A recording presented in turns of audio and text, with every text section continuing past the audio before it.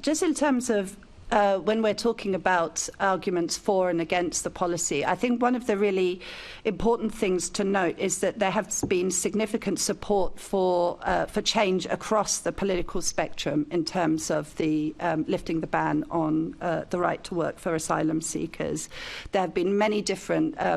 governments that have called for reform. In 2018, the then Immigration Minister Caroline Nokes noted that there is much merit in the arguments for reform.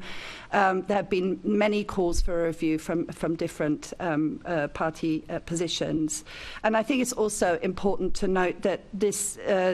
support for lifting the ban is really strong among people whose views on migration otherwise do vary quite widely. And again, research that we've conducted and polling demonstrates that even when people are split on topics such as Brexit, 63% of Leave voters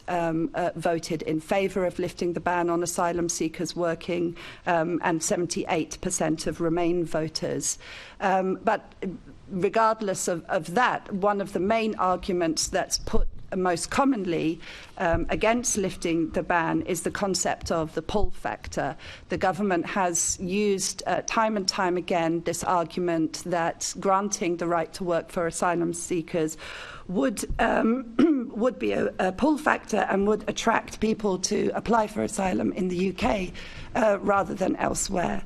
And I think one of the, of course, important things to note about this is that the government has not produced any evidence to actually demonstrate that there is a pull factor. And in fact, even the internal Home Office research on what attracts people to different countries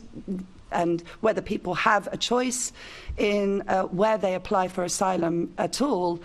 demonstrates that there is absolutely no evidence that access to the labour market is a pull factor for people seeking asylum at all. In fact, it demonstrates that most people seeking asylum do not have a choice about where they end up, where they do end up claiming asylum. And to the extent that they do have a choice, it's informed much more by factors such as historical links between countries, the presence of family members. You know, when you are fleeing persecution, when you are trying to get to safety, if you have family members in a particular country, obviously you will try to, get to that country, and being able to speak the English language. And for those particularly fleeing persecution on the basis of being a member of a particular social group, obviously the reputation of the UK as being a tolerant society that has respect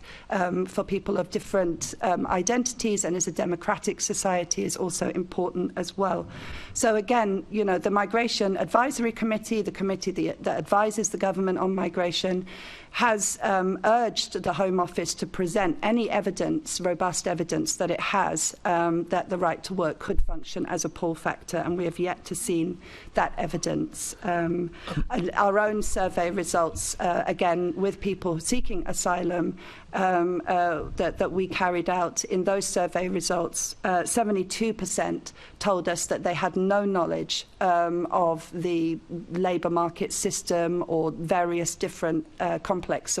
asylum processes or support systems in the UK.